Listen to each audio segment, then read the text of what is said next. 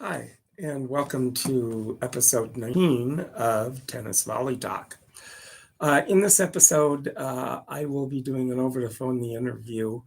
Very good friend of mine, Bill Tiatino, that I grew up with and I've known for 40 years playing tennis in Tulsa. Very much like the Cliff Price interview I did a few episodes ago.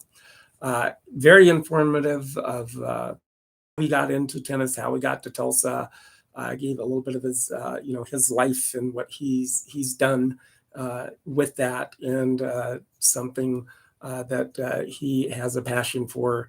Will You will hear later in the near the end of the interview that is probably beneficial for a lot of people that they would like to know a little bit more about what his passion is too at this time. But right now, without further ado, what I'm going to do is, like I said, going to be pausing it, letting you know the inside of where I was at the time and giving you some of my personal thoughts of the interview with this. So without any further ado, we can get started then. Thank you for coming back to Tennis Volley Talk. Today, I'm going to be doing the podcast, but I'm going to be doing an over-the-phone interview with a very good friend of mine back from Tulsa, Oklahoma, that I grew up playing tennis with back in the early days of when I first got started playing tennis. We've known each other for about 40 years, and so it's been a long, very good friendship that I've had with this friend. His name is Bill Tiatino. He's actually from Guam, and he managed to make his way to Tulsa many years ago, and I met him when I was playing tennis, and so that's kind of how it started. And welcome to the show, Bill. Thank you, Brian. So, kind of the basic thing is, I know that coming from Guam, did you move around a lot, or did you kind of end up in Tulsa from job-wise, parents or however they ended up in Tulsa to get in Tulsa? And when did you actually make it in Tulsa, or made it to Tulsa? Well, going back a bit, I was born in 1948 on the island of Guam, and my mother was Guamanian. Her father, of course, was a sergeant in the Marine Corps stationed on Guam, and he was actually from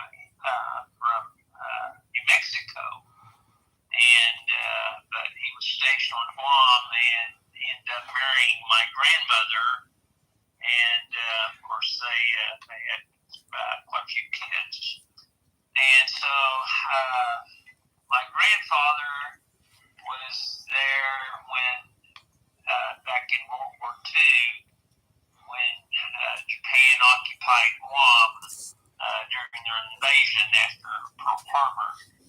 He was immediately taken to Japan and put into a prisoner of war camp in Japan. And so I'm not sure that he had it all that great being a prisoner on Japan, but I know that my mother and her siblings and my grandmother had some pretty rough atrocities of war when they were on the island, because they were also put into a prisoner of war camp, and so they, as you know, war brings out the worst in most people, and so Guam was no exception to the rule. There was a lot of cruelty and deaths and things of that nature. But I was born, like I said, in 1948. War was over in 1945. And so I was that generation of babies that were born called the baby boomers.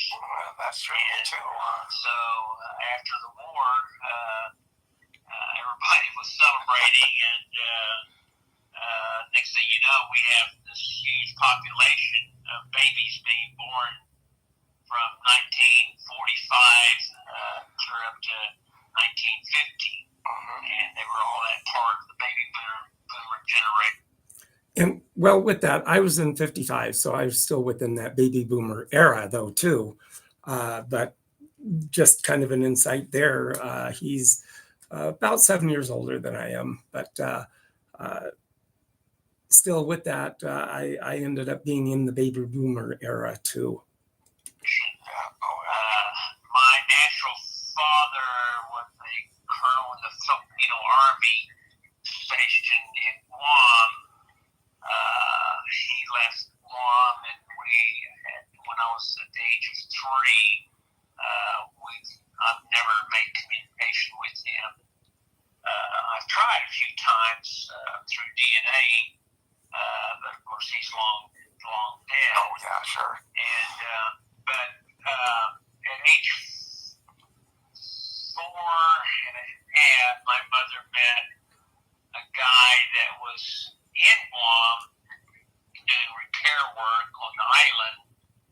If you can imagine, there were several invasions when Guam invaded Guam. Of course, when the Japanese invaded Guam, there was a lot of bombing. Oh yeah. And so the military bases were pretty messed up. Oh sure.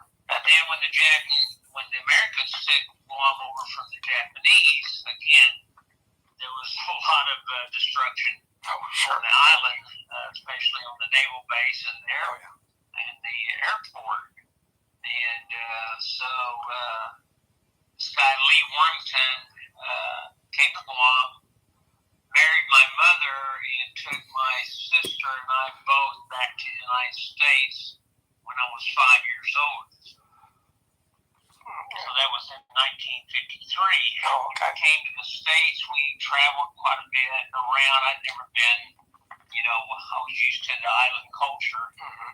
And so it was a real culture shock when we got to the United States. Oh, I'm sure. And I witnessed snow for the first time in my life. I didn't know what it was. Oh, sure. All I knew was that it was cold and it was really pretty looking. Oh, yeah. And so I recall playing in the snow in Albuquerque, New Mexico. Oh, there you go. Yeah, and, not very often that has snow. We migrated on to Oklahoma City, which is where his family lived. He was from Oklahoma all of his life. Oh, okay. Of course, his family was pretty strung out, but most of them lived in the Oklahoma City general area. Oh, okay. So that's kind of been our roots was Oklahoma City. Mm-hmm. From there, he was in the construction business, and so that's what he was doing in Guam, was helping repair the island. So we moved quite a bit to different locations in different states, and then for some reason settled back into Oklahoma, which is where I went to grade school, junior high, and high school. I graduated in 1967 from Del City High School. Okay, yeah, right outside Oklahoma City, yeah. Through the years, I had an art degree, and that was my field was graphic arts and design, and ended up landing a job in Tulsa. With that, he is a very accomplished artist. You go into his house and he has several paintings that he did himself that are just worthy of selling in an art museum. Very good paintings, a very good artist himself. And being the graphic artist, he ended up working for companies and then got on with One Oak in Tulsa, and was their graphic artist designer for many, many years until I think until he retired from there too. In 1974, which is about this time that I met you. Yeah. When you were just a kid in high school. Yeah. I was in my early 20s, and you were I was probably in high school playing tennis on the Yale or Hale High School tennis team. Oh, well, yeah, on the courts and meeting the old guys that we used to play with there too. So, yeah, that's kind of where we met each other and started hitting the ball. But of course, back then, me being younger in high school, just a young whippersnapper, playing this 20-year-old guy, you, uh, and I just never could. You just kept whipping my butt so bad it was terrible. I couldn't win or lose against you and any of the guys back then because I was just starting my game back then. And you guys already had this polished kind of game that you guys played. The soft shots, the drop shots. Of course, back then you had a lot of the finesse with the rackets the way they were at that time back then. And then plus playing on white cement tennis courts with yellow painted lines and a chain link net for a net on tennis courts. You had to learn how to hit the ball because it went fast. Going back a little bit, I kind of started my career back in college. I didn't play college tennis, but I took tennis as an elective as one of my sports. I was going to school, and I had a buddy of mine that was an artist, and since we were both art majors, we would play tennis against each other, and whoever won the match got to pick an original piece of artwork from each other's home. Cool.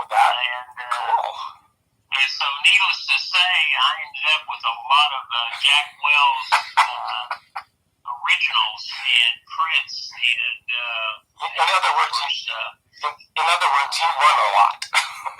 Well, I did win quite a bit, and I really did enjoy the sport, and then, of course, I carried it on when I moved to Tulsa, and then, of course, I met the old guys that you were talking about, and, of course, I was, getting in my mid to late 20s when I met these guys, and, of course, these guys were much older. They were in their 50s and 60s.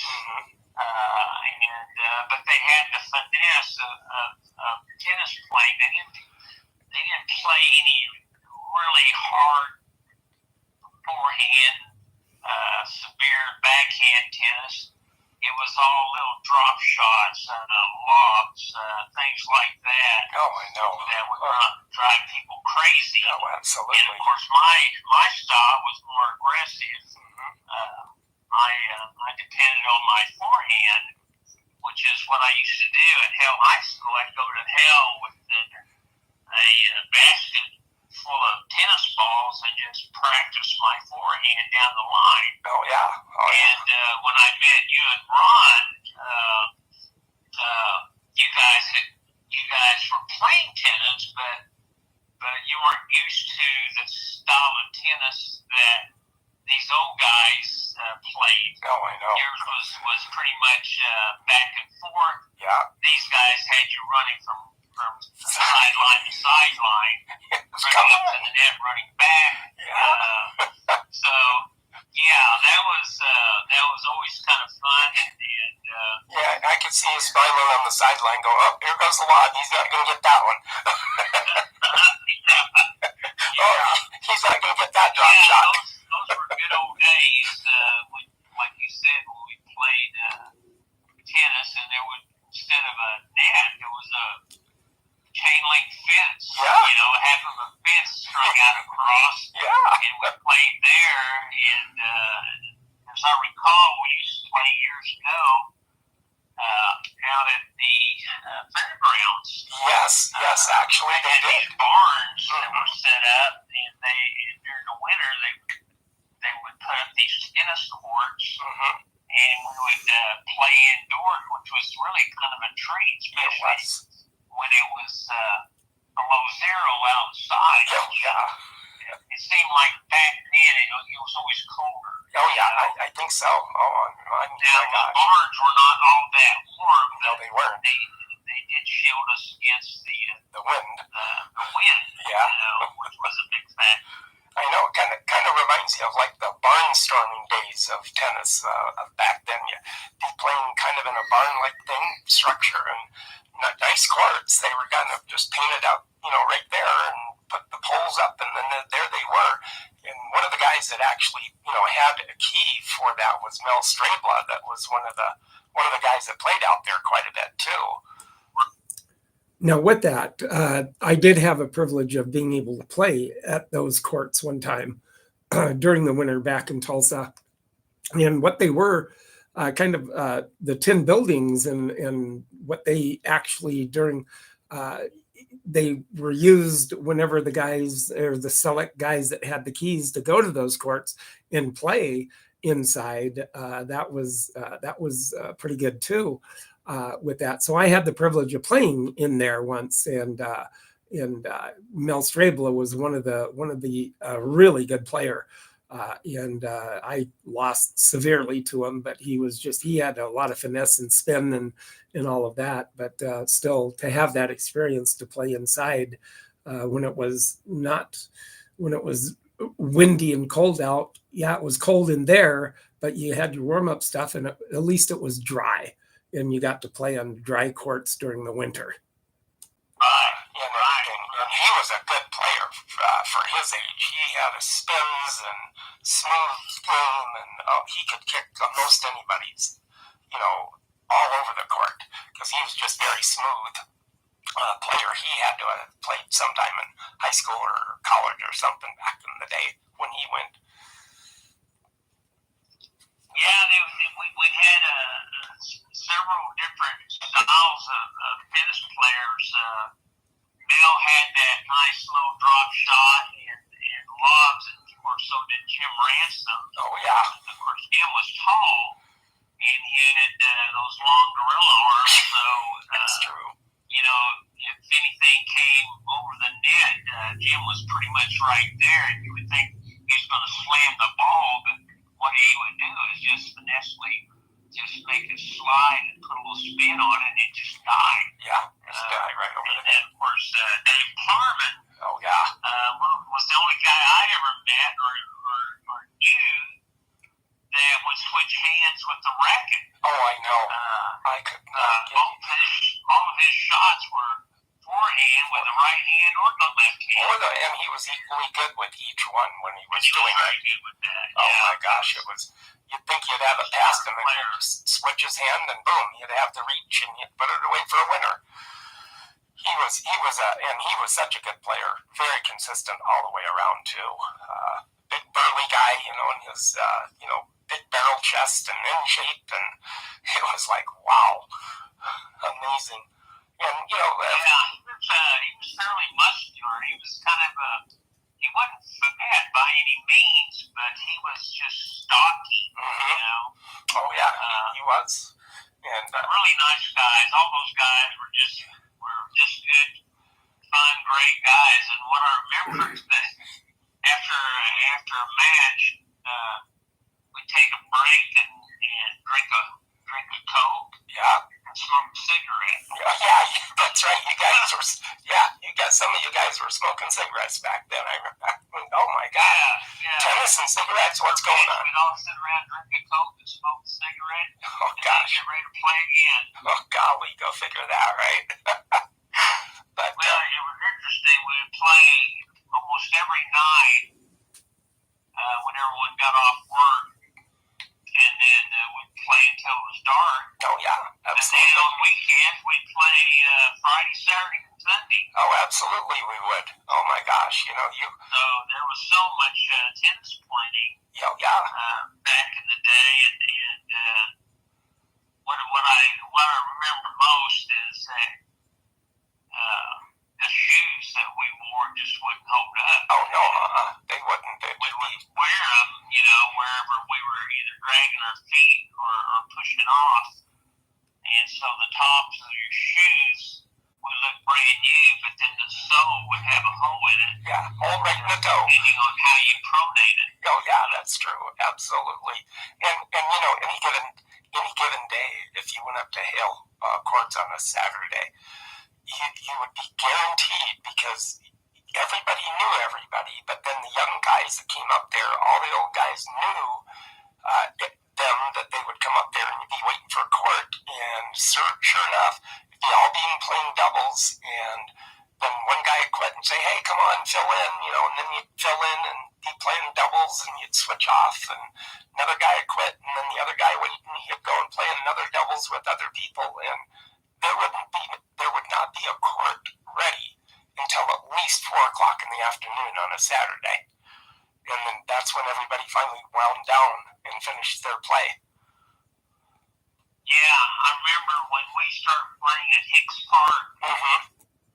Yeah, with that was the most memorable back whenever the early 70s, somewhere in around about 71, 72 is whenever the big tennis craze was hitting back, and everybody was playing. There wasn't, and of course, there was not as many courts as there are now where people are playing, but you just don't see it as much.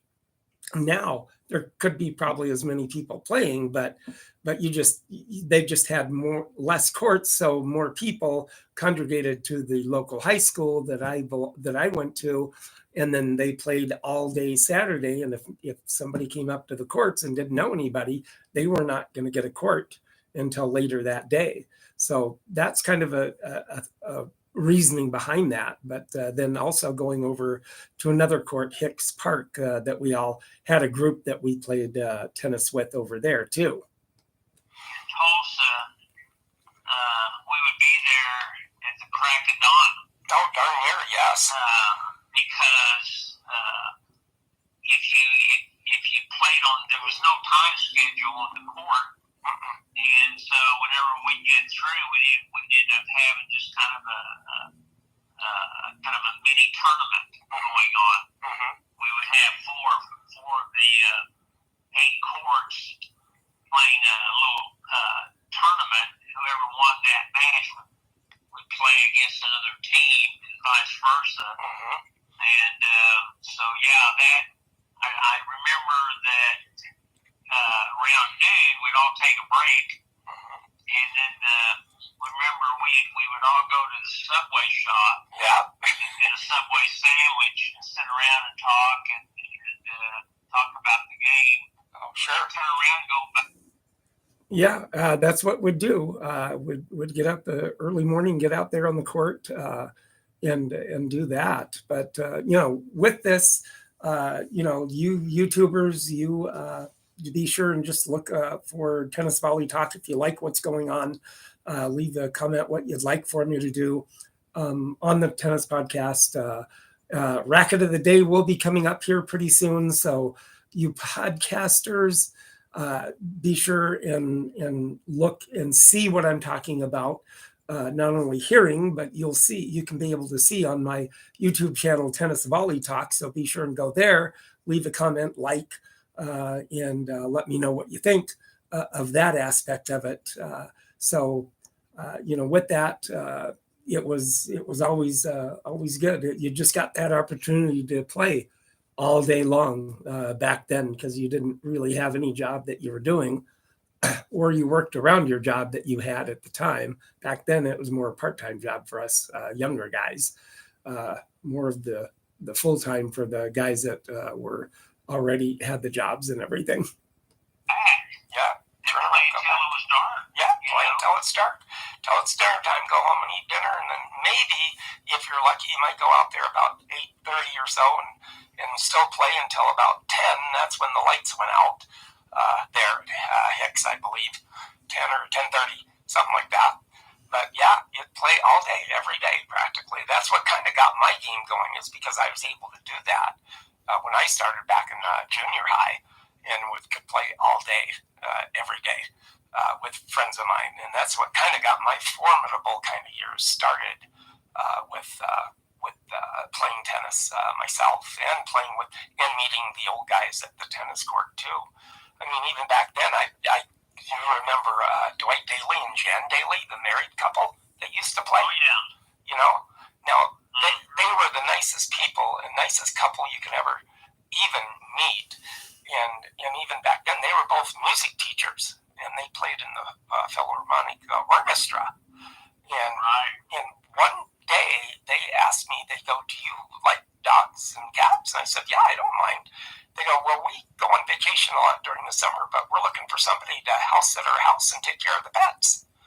And for them to ask a young 16, 17-year-old to go watch their house and watch their pets and be away from their house for 2 weeks at a time, maybe 3, when they're on vacation, that was primo for somebody my age back then.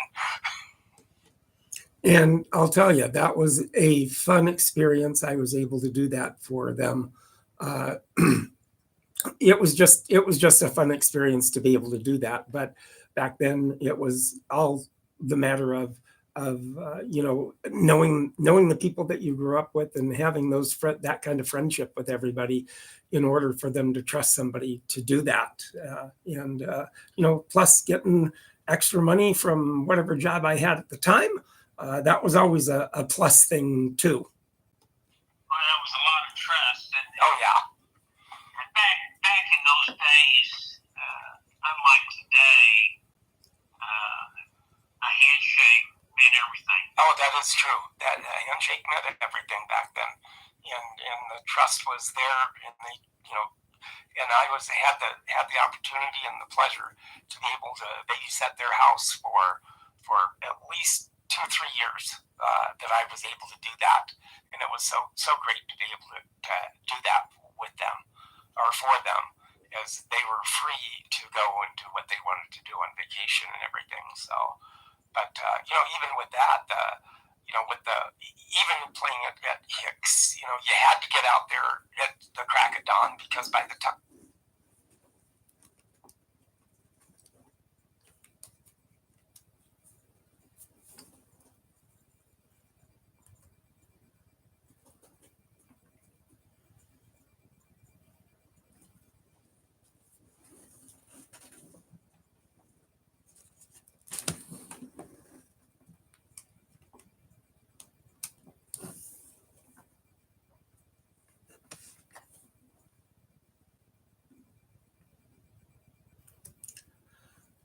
have a little bit of a technical difficulty here right now, so I will try to get back to the podcast here. If I can try to find it again, get back to where I was. So you're going to have to bear with me. I do apologize for that. So bear with me here.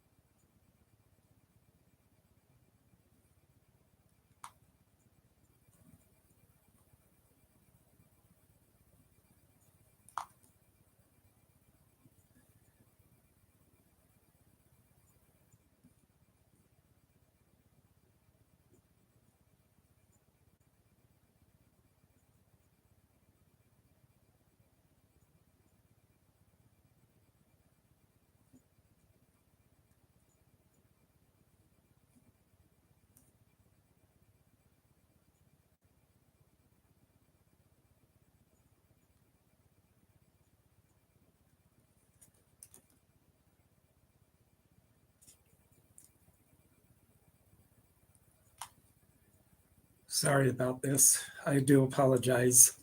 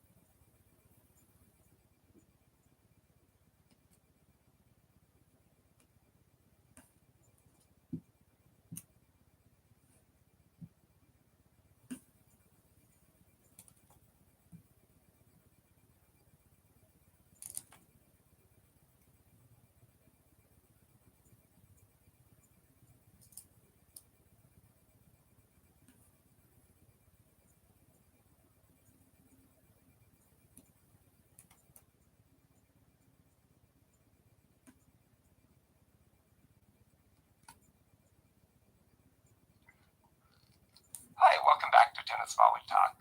Today, I have with me Patrick Carnes.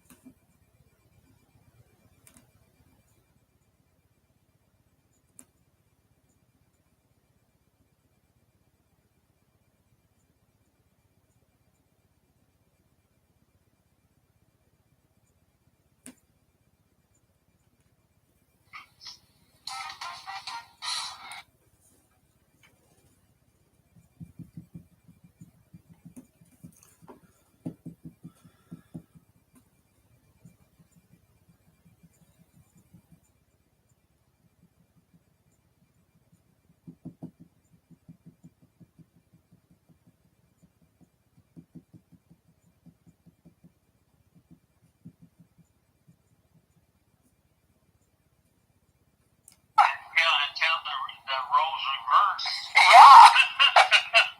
Until you start hitting to your backhand.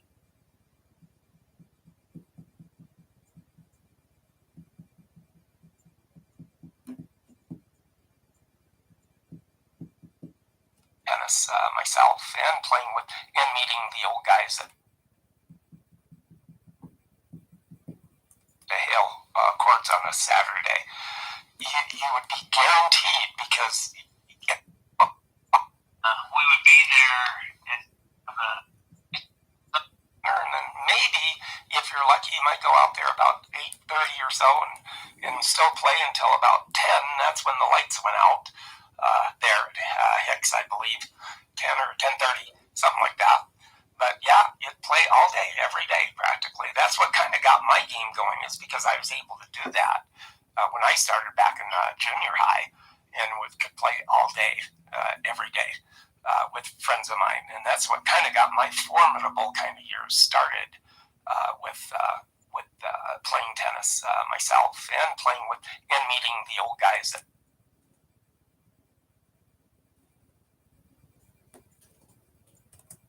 Okay, I'm back again. Sorry about that.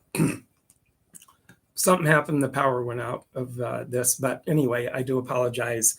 You may have been watching me try to fuddle around, so I got it back.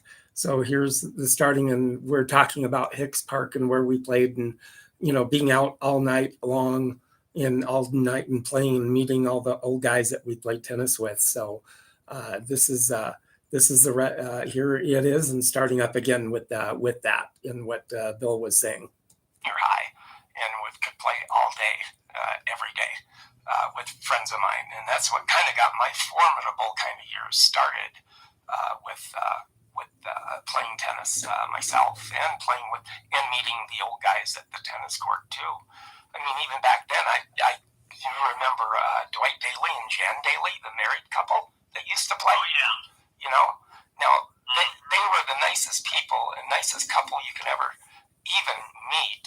And even back then, they were both music teachers, and they played in the Philharmonic Orchestra.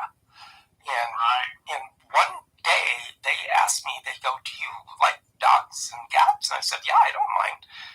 House for 2 weeks at a time, maybe 3, when they're on vacation. That was primo for somebody my age back. Shake met everything back then, and the trust was there, and they are for them, as they were free to go and do what they wanted to do on vacation and everything. So, but even with that, even playing at Hicks, you had to get out there at the crack of dawn, because by the time 10 o'clock in the morning came around, it was already 90 degrees and about 85% humidity. So you were all at Hicks. You had to be able to do that with. Yeah, this a little bit could be a little bit of a little bit of a repeat though too, and I do apologize. Technical difficulties, but anyway, with that, I was able to help with the house setting their house for them, and then with that, and then still being able to go out to Hicks Park and play all day with doing the tennis with everybody that was the groups there. For them, as they were free to go and do what they wanted to do on vacation and everything. So, but even with that, even playing at Hicks, you had to get out there at the crack of dawn, because by the time 10 o'clock in the morning came around, it was already 90 degrees and about 85% humidity. So you were already drenched at 10 o'clock in the morning. Oh, absolutely. I remember we'd bring those big orange coolers, put them all ice down. Oh, yeah. So we'd have enough water for everyone that was out there. Oh, sure. And that was a kind of a special thing, because our group of players, we were all so close that we all shared water, food, whatever we had, cigarettes, anything. Oh, yeah. And if someone was hungry, someone always had a little something, a little snack or something to get them through until lunch. And so yeah, it was probably one of the best camaraderie of friends that I've witnessed at the beginning stages, of my early 20s, early to mid 20s.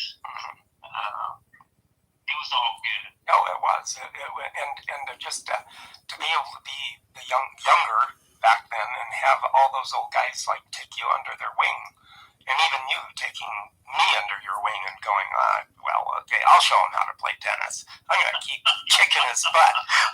I'll show him. I'll show that whippersnapper. Kept whipping me. The thing with you guys when you were younger is that your focus was where you were going to hit the ball, and you were planning your attack and not paying attention to the ball. And what happened was, when you finally started watching the ball and then started hitting the ball properly, then your game excelled, and then the next thing you know, the old guys are getting beat. Oh, yeah. By the young kids. Oh, sure. Matter of fact, we taked on your backhand, which was the roughness shot. Oh, it was terrible. To the point that it became your best shot. Darn near. That's what we were picking on, and that's what you were having to depend on, was your backhand. Oh, I know. And lo and behold, with all the times that you and I spur the moment, or I'd call you up, and of course you being, the family man that you were back then, I'd call you up because I had the time. No, I'm doing something in the yard, but maybe tomorrow or whatever. But you always found time to get out there and play and hit and play a match against me and with me. No matter how bad you beat me, I kept trying to keep, I'm going to beat this guy. I'm going to beat him. One day, I'm going to beat him. And, so one day it had, you come driving up to one of the other courts over there by Memorial, over kind of by where Early's used to be, the department store back then in the day. And then you found the two courts, and I had just had finished beating Dave Klarman for the first time in 2 straight sets, 6-3, 6-3. And you're kind of watching it, and you're kind of going, yeah, okay. Okay, I'm going to show this whippersnapper how to play. I said, "Do you want to play?" And he went, "Oh, sure, come, I'll take you on." Like you were gonna take it to me that day. And sure, yeah. Until the roles reversed. Yeah. Until you started hitting to your backhand, and the next thing I know, the ball was coming back over. And it was going from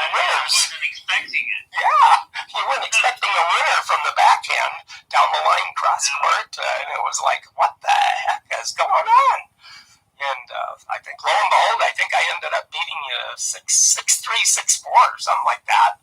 When, and you were just kind of like, shell-shocked. I can't believe Brian beat me. What's going on? Yeah, what happened? Yeah, what happened? What happened to this kid? Yeah, he woke up. He woke up. Yeah, that particular day I happened to be playing actually just out of my mind, I guess, and just beat two of my nemesises back then, and it just felt really good to be able to do that and play as good as I was back then. Whenever I was hitting the ball really good back then. But yeah, those kind of tennis days that you relish. Growing up, and still think about it today. I still think about so many of those old guys, like Julian Williams from Alabama. He'd remember any shot he'd remember matches that he had back in 1946. I remember playing a guy in New York, and I took him one set, but then he had to go. But I played him really good, and then there was Julian that way, and he talked and remembered things, and then of course Haywood Kelly, and Jim Ransom, and Mel Strabla, and Dwight and Dan Jaley. Just all of those guys were just the best bunch of guys you could ever grow up with, and learning the game of tennis too. Yeah, I remember a lot of our times when we were playing doubles. If you weren't playing on a court, you became a line judge. Oh yeah, absolutely. You did. And so we would have two line judges calling the shots, because sometimes those shots were so close you couldn't really tell if it was in or out, and so we'd leave it up to our line judges. And even at that, I remember some of the guys would go, "Well, that was clearly in. Why are you calling it out?" Yeah, I know. Like, what the heck? Oh, I know. And I guess shortly after I beat you, you kind of ended up going into retirement in a way, and you had to find something to go into to keep in shape, I guess. And I guess you kind of went in right then at that time. Back then, the old fitness, the old jogging and running was in style back then too. And I guess you went into running and kind of had to find solace and reflect on your defeat by me. Yeah, that was part of it. I felt so bad that I got beat that I had to quit the sport for a while and maybe regroup, come back later. But really what happened was I had so many injuries from playing tennis. And as you know, playing tennis, there's so much running up and back, running side to side, that is so hard and rough on your knees. Oh yeah. I started having all these torn meniscus issues. Oh boy.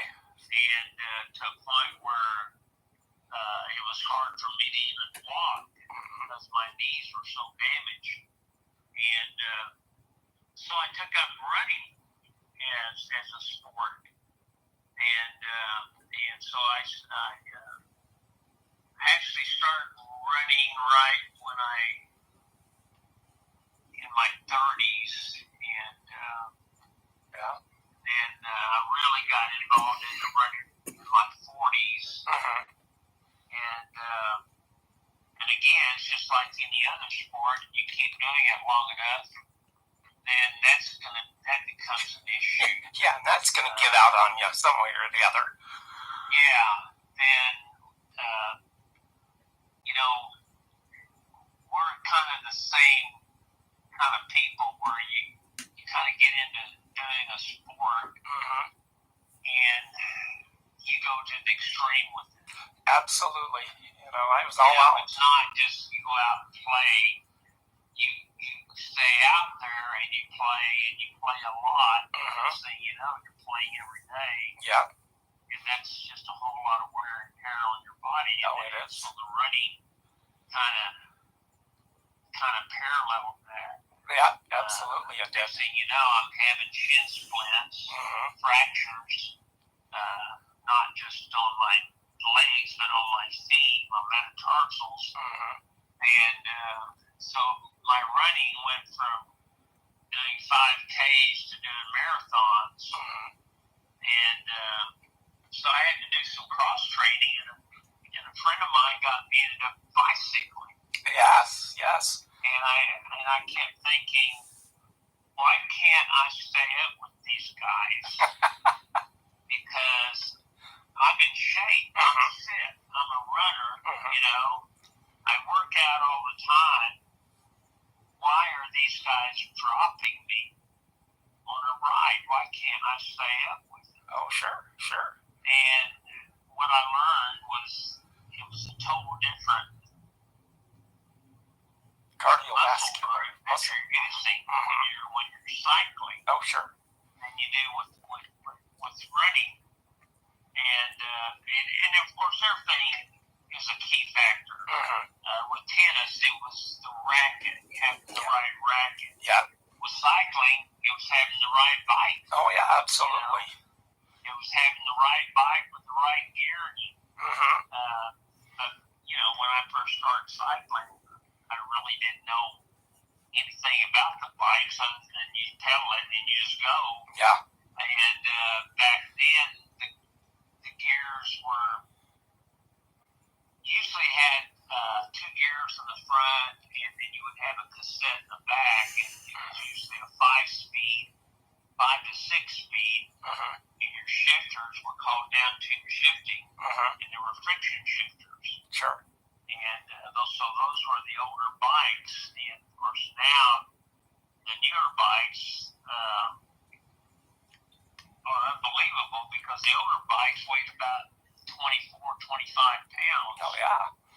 Nowadays you can pick it up with a pinky finger. The new bikes today weigh 15 pounds, and they're all carbon fiber and with electronic shifting. Oh, yeah. Oh, gosh. That's such technology nowadays they put into it. It's unbelievable with the bicycles that people have now and ride all over and everything like that. But you know, eventually then you getting into cycling, and that became your passion then through cycling and meeting the group of guys that you cycle with all the time and ride on you know, wouldn't be common for you to ride a 75-miler in a day, and then you come back and go, okay, well, I think I'm not quite warmed up. I'm going to do another 20-miler after I get home, and I'm going to do another 20-miler, and then you're done for the day.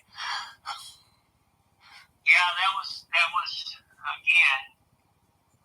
We tend to go to the extremes with what we do, and back during those time frames, I was putting in an average of 300 miles, you know, a week. That is amazing. And some weeks were even more. I remember, and it wasn't that long ago, about, I want to say 3 to 4 years ago, I was averaging around 16,000 miles a year. That is amazing. And that was on a bicycle, not driving a car. So can you just imagine, you know, to go that distance on a bicycle a year? That's pretty amazing. That can get you in pretty good shape and all of that too.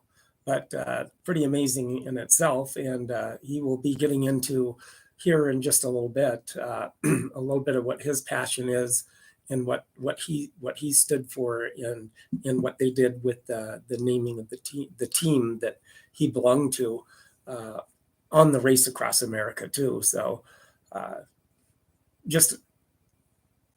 think that people just need to know about it. So I'll let you listen to a little more of what he has to say. Amazing. That is amazing. And, but I was also training for some races that were actually actually international races, such as Race Across America and Race Across the West. Which was amazing in itself, though, too, that you ended up being on one of the four-man tandem to Race Across America, which was so amazing in itself. And to do it in such fashion that you guys did it, 7 days, 19 hours, and 43 seconds or something like that you made it across America, which is an amazing feat. There were 8 of us that did this race, but the purpose for the race, it was an international race. It's called RAM, Race Across America. And it's been going on for over 20 years.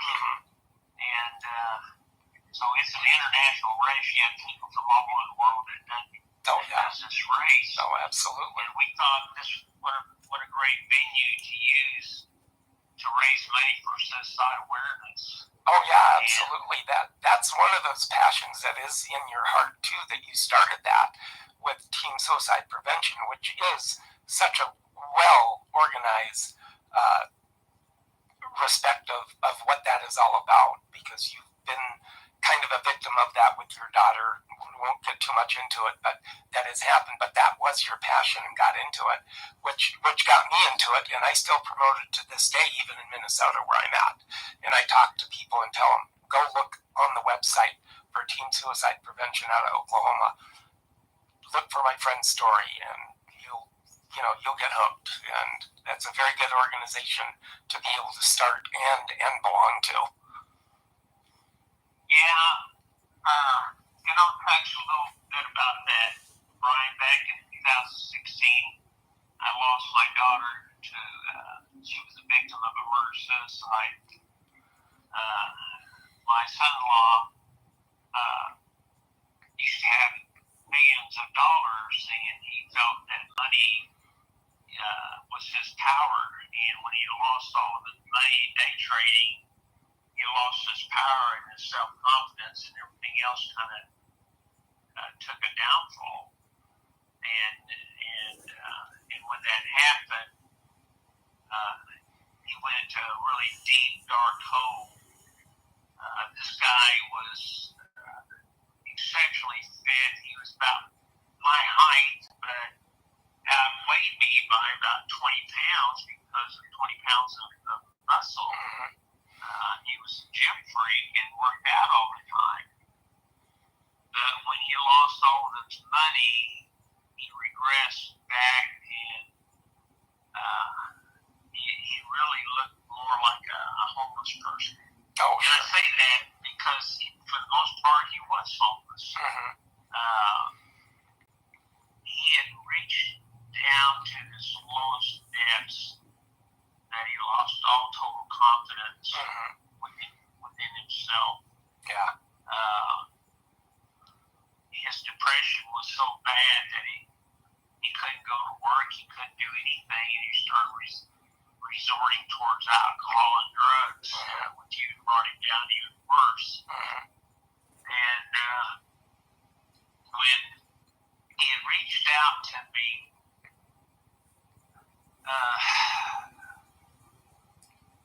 in 2000, latter part of 2015,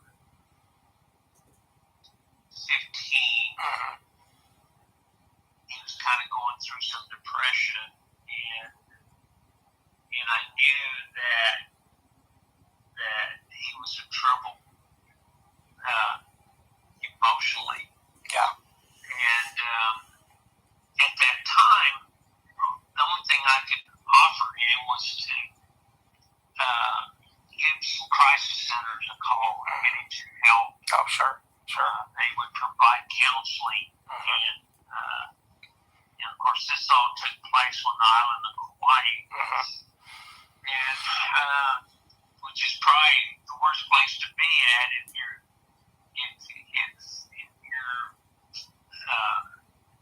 mentally and physically down and financially broke, because it's one of the most expensive places to live. Sure.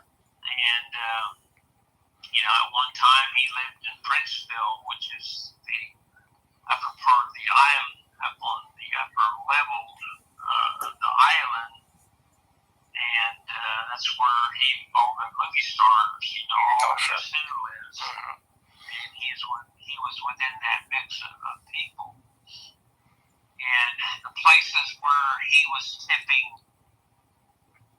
$200-300, he couldn't even get a job as a dishwasher. Wow. These same restaurants. Oh my goodness. Which was really sad. And so I knew that he was going through quite a bit of depression. I just couldn't believe that he would resort towards murder. Yeah. And you never know what's kind of going through people's mind when they get to that point of depression. That's true. And mental illness has always been a stigma because most people try to ignore it. That's true. And so when people commit suicide, most families want to put it in the closet. That's right. And so what I want to do is bring it out of the closet and let people realize that mental illness is just like it's a sickness. That's right. It's just like you having a broken head. That's true. Yeah. And that area can be repaired. You can. You don't have to hide it. So in the past, when someone has committed suicide within a family, all the family wants to do is they want to hide it. They want to keep it in the closet and not talk about it. Yeah, that's true. Because there was something wrong with them mentally. And so we're trying to bring that out of the closet. We're trying to let people know that it's somebody's there.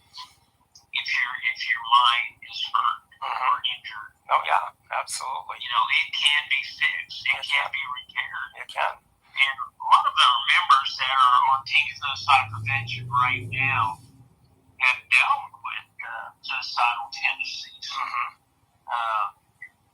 But what's happened is that a lot of these folks that we've helped and we've worked with have become one of the big leaders in our organization. Oh, yeah. By helping others, it continues to help themselves grow. Oh, that's true. It is so true. And so watching these folks transition to where they're at right now is really a blessing. It is. We at Team Suicide Prevention have several organizations that we work directly with. One is Coffee Bunker, which is an organization that helps veterans in their transition from military life to civilian life. Oh, sure. And, different states have an organization probably similar to that. Oh, yeah. Coffee Bunker is a nonprofit organization, so they get their money through members and publicizing what they're doing to help, and people donate. Another organization is called Hope is Alive, and Hope is Alive is, again, a nonprofit where they work with folks, men and women, who were dependent on alcohol and drugs. Yeah. And so what they've done is turn these folks' lives back around. Yeah. If you look at the before pictures of them, again, they look like folks that are homeless and just off the street. Oh, yeah, absolutely. Especially those that are dealing with drug addiction. Yeah. And today, they're pillars of the community. They're smiling. They're having life again. Yep. It's their second chance in life. That's what it's all about. Taking advantage of it. That's right. And so this is one of the organizations that I really like, and especially going to the dinners and things like that, where the tenants are getting up and giving a talk about what happened to them. Yeah, and how and now where they're at in That's lives. That's right.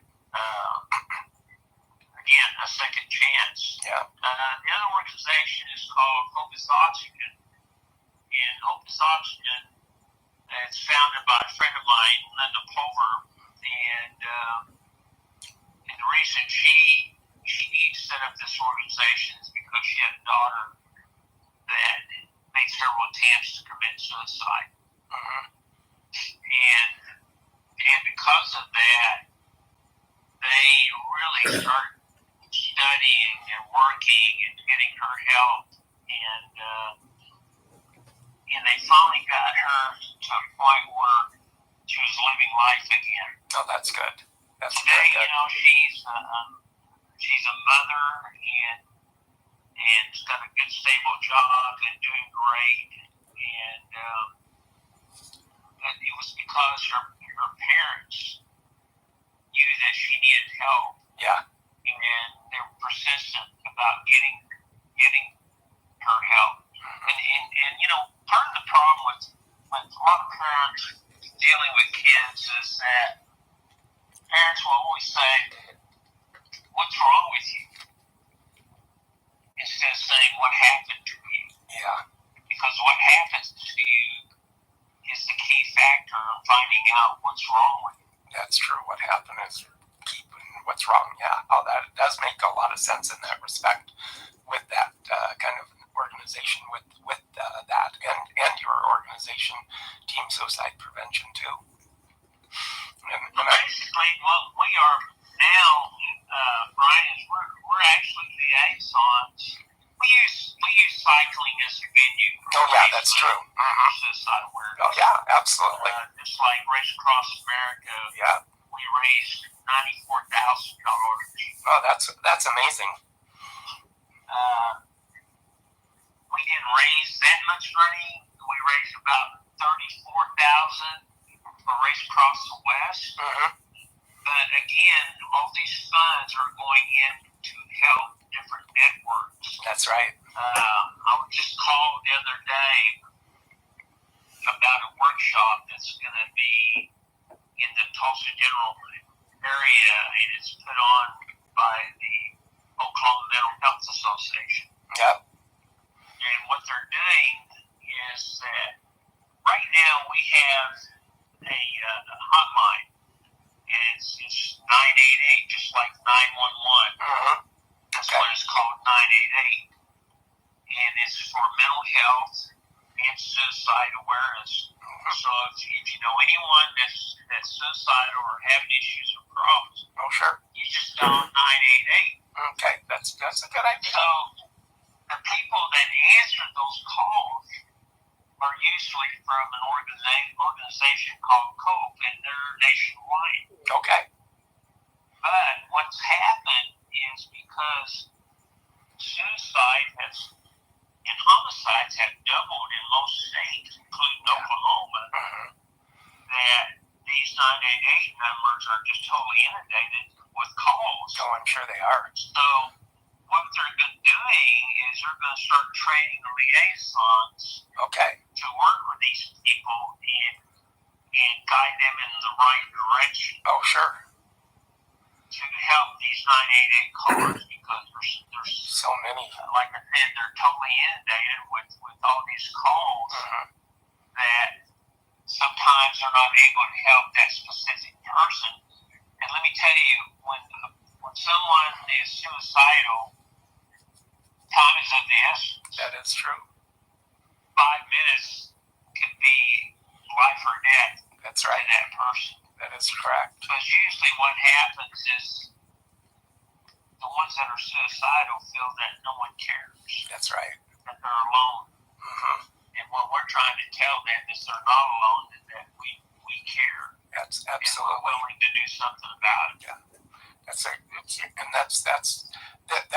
That's with what your story that you had with your son-in-law and your daughter that happened, what got me into it, but then also got me into helping you doing a race over in Tahlequah, Oklahoma for 2 years. And I got to camp out in a tent and have good food and good chili and chicken and, just great time and great camaraderie with everybody involved with Team Suicide Prevention. It was so great for me to do that because I just like doing it. And what an adventure to to have, that you and I and everybody had during those times doing that race. So it was really fun for me, and being a part of the organization too. Well, we enjoyed you being there, and you managed to get your feet wet. Yeah. To see what a lot of times when people will say, "Hey, we're going to have an event," and they chair the event, but some of them don't actually work the event. Yeah, that's true. And there's more to it than meets the eye. Oh, absolutely, there is. Like a lot of behind the scenes. Planning stages of it. Yeah, planning stages. Development of it. Yeah. And the resources, and then getting all the volunteers to help and work. Oh yeah, absolutely. Doing putting the signs out. Stage goes on for about a year before the event actually starts. Oh sure. And in order to make it successful, then you've got to have all these folks working in harmony together. Oh, absolutely. So that it becomes a success. Yeah, absolutely. Working, putting out the signs for the race and all that, and having the adventure of having a flat tire on the road, the gravel road, and having that adventure and trying to get the ride back and try to get the spare out, and that didn't work. That was just an adventure in itself, and what fun memories I have of that one too. That was a good adventure, and even got some free food at the wedding reception too. Of course, me and free food, that's me, but Well, and at that time there was a running race, a 100-mile running race. Yep. That was actually still going on. Yes. During our gravel race event. Yes, that's right. The 100-milers were running for 24 hours. Yes, they were. Unbelievable. It could go 30, 60, or 100-miler, and then they started at like 8 o'clock in the morning, and then some of them were still finishing up at Sunday in the afternoon, finishing their 100-miler.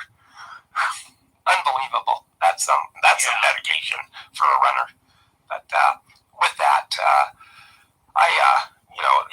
just a wonderful talking to you, Bill, and having your insight of how you grew up with and getting into tennis and some of our tennis adventures and everything, and then your passion with your bike riding and team suicide prevention and the outreach that you have for that.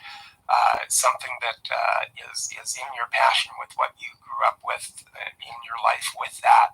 So that is an amazing in itself. All the respect for you in that.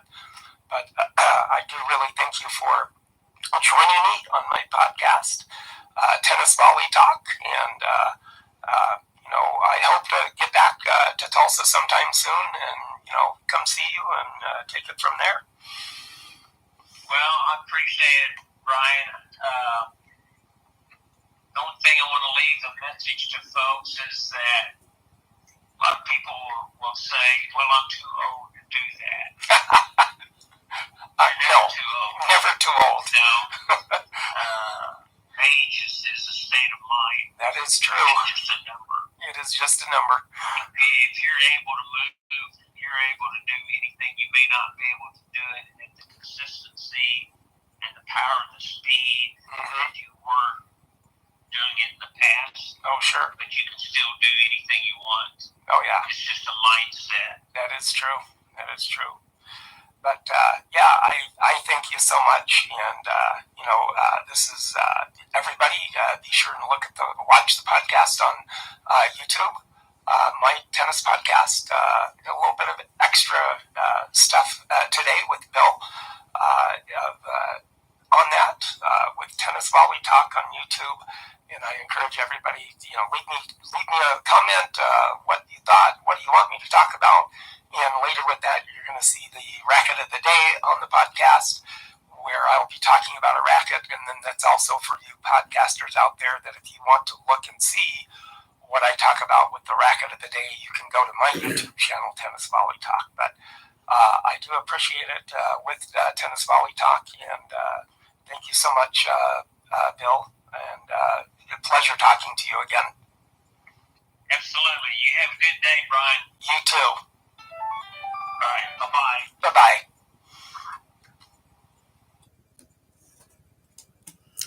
So with that, that was the interview. Sorry for the little power outage there and a little bit of a delay, but I got it taken care of, and you got to listen to the rest of the interview I had with Bill. Also now today, racket of the day. Now this racket is probably early 40s to early to mid 50s. And this racket actually has a decal on it, and the decal is from Western Auto Service out of Kansas City, Missouri. It was founded in 1909 and as an auto dealer, auto parts seller, and department store for selling auto parts. And this could have been a promotion that they were doing. You buy a X amount of product from us, and then, or it could have been by they did add later on firearms and starting sporting goods up and appliances and furniture that they had at the stores too. So this could have come from the from the sporting goods part of it at the time too, if somebody was looking for a racket, but they just happened to be promoting it and had their Western Auto Service decal on the racket to let people know that that's where they got the racket. So if they needed to do some auto shopping for auto parts, they could do that too. And the name of the racket here is the Senator racket. And like I said, it's probably in the early 40s to mid 50s racket. It still has the gut strings on it, and all of them 9 strings. So that's kind of a nice thing too.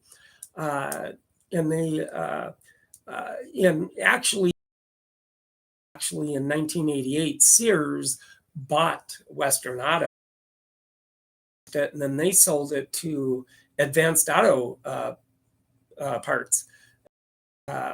So in 1998, and then in 2003, the Western chain service went out of business.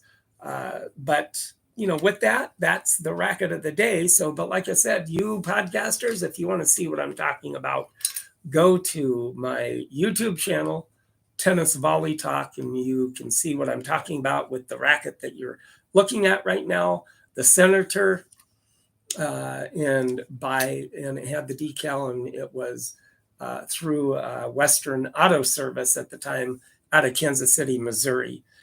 So very good racket, still in good shape too. So if you podcasters, like I said, want to go take a look at the racket I'm talking about, go to my tennis podcast on YouTube, Tennis Volley Talk, and you can see what I'm talking about. So with that, I hope that everybody is having a good week playing, and keep it up, getting nicer out there every day. So keep it up, and I do apologize for the little lengthy portion of this podcast today.